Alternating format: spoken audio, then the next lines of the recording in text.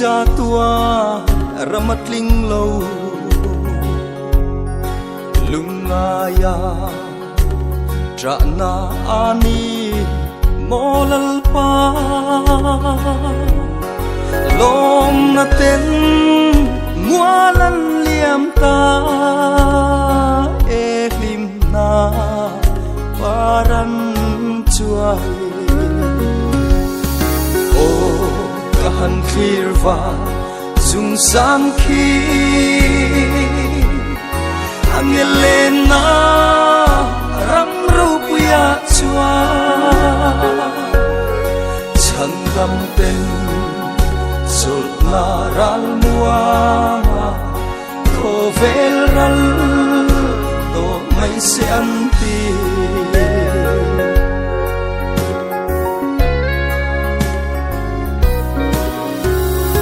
o kangai partin vulnaram nuam lâu tu lal nun ne ma sia ma chua min shuai se la o min kai la tra lai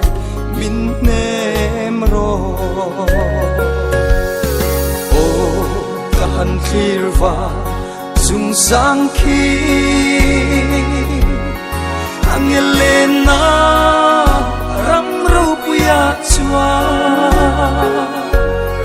chandam pen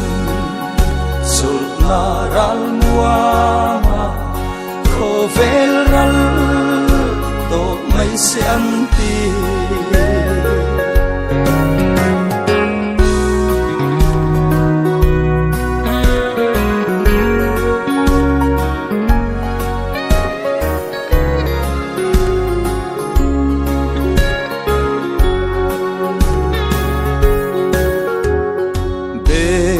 ram no ram sai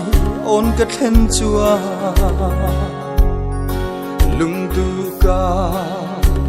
then na reng ka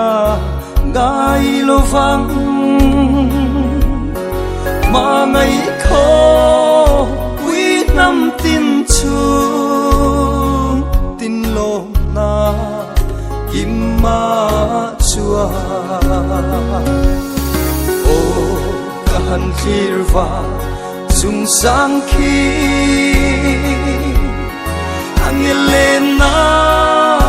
ram rupuya chua chandam pen sul na ral mua khovel ral to mai se anti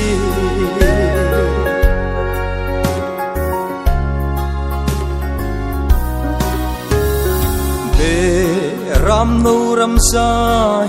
on ka then chua lung du ka then na reng ka ngai lo vang ma ngai kho quy nam tin chu tin lo na kim ma chua han khirwa zung sang khi angelena ram rupuya chua chandam pen sul na ral mua khovel ral to mai se anti